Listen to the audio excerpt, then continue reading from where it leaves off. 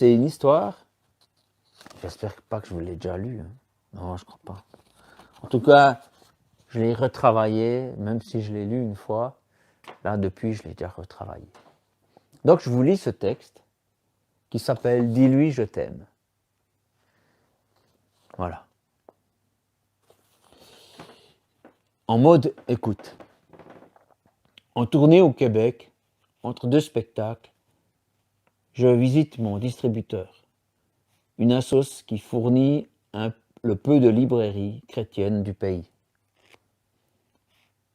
Je me suis assis à leur cafétéria de fortune, dépourvu de machine à café. Ah!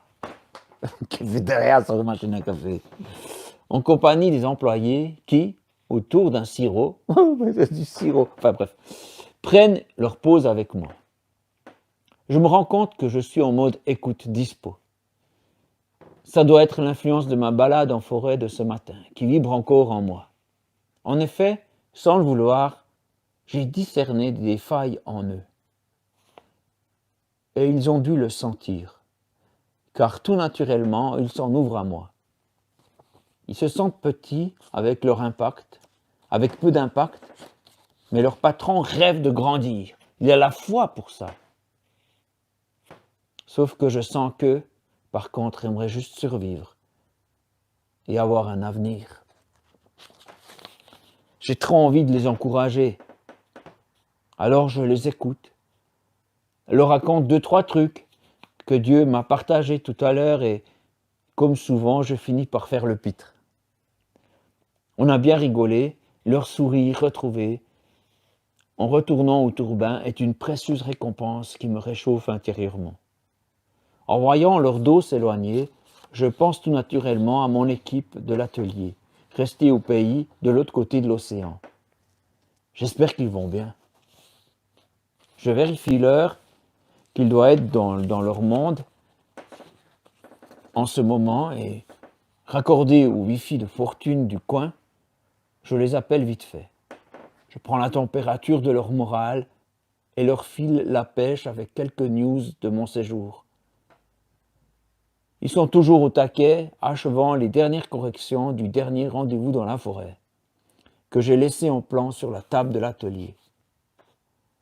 Qu'ils soient proches ou éloignés, j'admire ces ouvriers qui s'engagent pour le bien de leur prochain, car ce livre, soit qu'on l'écrive, le confectionne, le soutienne ou le distribue, est bien plus qu'un simple job. Tous l'ont compris, mais ils n'ont pas toujours conscience à quel point leurs efforts participent à ce que les lecteurs changent positivement leur vie en renouant avec Dieu. Et par extension, avec eux-mêmes et leurs prochains.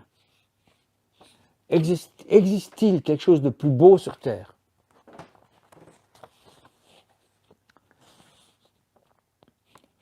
Bureau décapotable. J'ai trop besoin d'écrire. L'équipe sur place me propose un bureau provisoire dans leurs locaux, mais je préfère migrer à l'extérieur. Par beau temps, il vaut mieux ne pas se couper du ciel avec un plafond de béton, pas vrai? Je m'improvise donc un bureau de fortune avec un escabeau de chantier sur une sorte de balcon abandonné sans balustrade. Leur bâtiment est en rénovation depuis perpète. Taquin, le soleil m'empêche de voir correctement mon écran, mais c'est de bonne guerre. Je veux bien qu'il guigne mes textes, car sa présence me réconforte. Ses rayons forment un bras chaleureux posé sur mon épaule.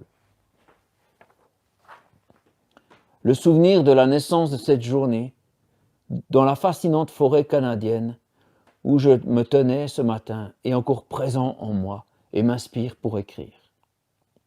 Café? L'esprit complètement pris par mes textes, mon corps se manifeste.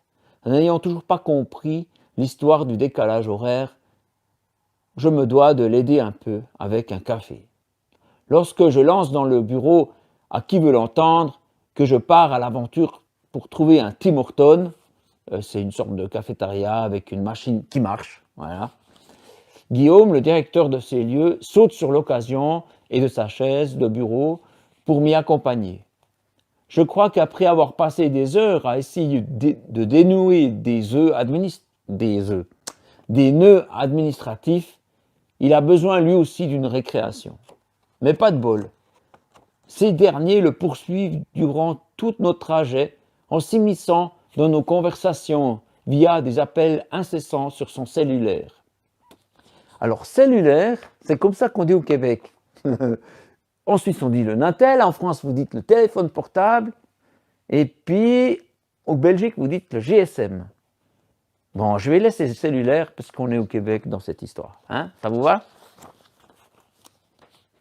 Est-ce qu'on comprend, en fait, si je dis cellulaire? Ou c'est trop bizarre? C'est l'occasion de me le dire, hein, parce que comme ça, je peux encore corriger.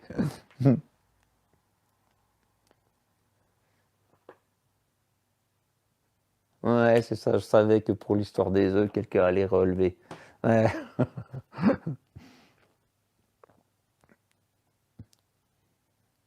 Ok. Daniel dit oui. Bon, si Daniel dit oui, c'est que c'est bon. On comprend. Merci, Sarita. Je comprends. Je viens du Québec. Ouais, ben ça, c'est triché. Ouais. Je n'aurais passé hein, des moments au Québec, quand même. Hein, voilà. Dis-lui, je t'aime. Lorsque je me saisis mon spécial café latte caramel crème, à moi plus il y en a, mieux c'est. Hein. Je lis le prénom de la serveuse sur son badge. Je ne suis séparé d'elle que d'un comptoir qui la protège d'éventuels clients indélicats qui, sans cela, auraient tendance à piétiner son espace de travail. Je sens aussitôt quelque chose qui me presse le cœur. Songeur, je rejoins la porte de sortie qu'on me tient poliment. Je traîne des pieds car toute mon attention est monopolisée pour identifier ce qui se passe en moi. Comme je le pressentais, le Seigneur me souffle une pensée pour la serveuse. Dis-lui que je l'aime. Ces pensées, je le sais, sont des trains à saisir en marche qui ne repasseront plus. Alors j'évite de trop réfléchir pour ne pas le rater et retourne aussitôt à la caisse. Je lève la main pour attirer l'attention de la serveuse, mais celle-ci est déjà affairée à une autre commande et ne me voit plus. Alors, bravant poliment la file d'attente, je me déplace pour me tenir bien en face d'elle et je l'appelle Marie. Ici, lorsqu'on prononce son nom, c'est parce qu'on lui veut quelque chose. Elle me regarde et je devine que derrière son sourire, elle se demande quel pourrait bien être le problème. A-t-elle bien fait tout son travail à l'égard du client que je suis? Dans ce lieu de travail où personne ne fait plus attention à elle, sinon en tant qu'employé payé pour les servir, elle a perçu quelque chose d'inhabituel. Il y a beaucoup trop de douceur, à la limite de la familiarité, dans la manière dont je viens de prononcer son nom. Ayant toute son attention, je poursuis. Je sais que ce que je vais vous dire peut vous paraître étrange, mais Dieu m'a dit qu'il vous aime, qu'il pense et tient beaucoup à vous.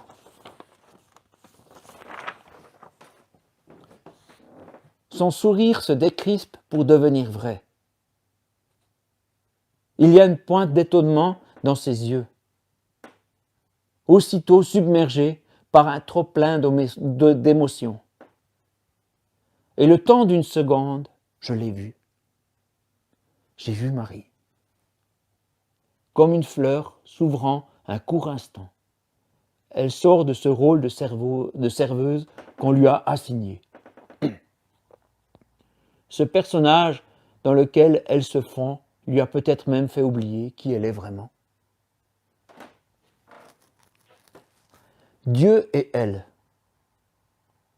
Je ne connais rien de leur liaison, leur idylle. A-t-elle seulement commencé? Perso, je suis convaincu que n'importe qui sur Terre, consciemment ou non, a une aventure à vivre avec son Créateur. et qu'elle n'attend que de germer. Mais moi, aujourd'hui, je suis juste un gars qui lui arrange un rendez-vous pour qu'ils puissent se cueillir l'un l'autre. Avant de repartir dans le courant du vaste monde en dehors de ce resto, je lui lance encore. Vous pouvez vous adresser à lui directement. Il vous écoutera. Bonne journée, Marie. D'un mouvement de la tête, elle me remercie et me renvoie mon adieu d'un signe de main. Elle jette encore un dernier regard furtif dans ma direction avant de me voir disparaître à jamais, happé par la rue. J'ai rejoint les centaines de figurants du film de sa vie. Il me semble avoir entendu un « merci » timide, en plus de celui que j'ai déjà reçu de ses yeux. Alors que nous rentrons, Guillaume et moi prions pour Marie. C'est à la fois pas grand-chose et tout. Mais je sais que si Jésus est connu pour calmer les tempêtes, il peut tout aussi bien les provoquer. Quoi qu'il en soit, ça restera une histoire d'amour. Rendez-vous dans la forêt. Cette petite anecdote avec Marie, la serveuse du Tim Hortons, résume un peu l'état d'esprit et le pourquoi du genre de livre que vous êtes en train de lire ou que je suis en train de vous lire. Qu'il puisse être, à un moment ou à un autre, pour vous aussi, le début d'une histoire d'amour avec votre Créateur. Il t'aime. Voilà.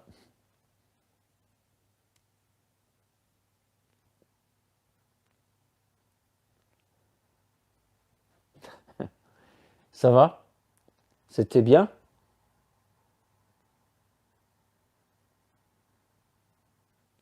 Ok. Il y a des gens qui disent qu'ils ont apprécié, ça me fait plaisir.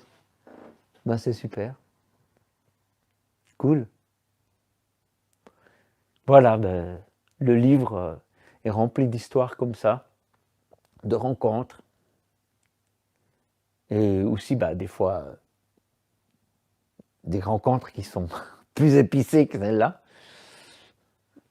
Ou des fois, des vallées sombres. Des vallées sombres où je ne sais pas qu'est-ce que je fous là, ni comment je vais m'en sortir. Mais j'ai trouvé que c'était bien de vous les raconter parce que j'en suis sorti et j'ai trouvé des portes de sortie. Et peut-être que ces portes de sortie vous aideront vous aussi.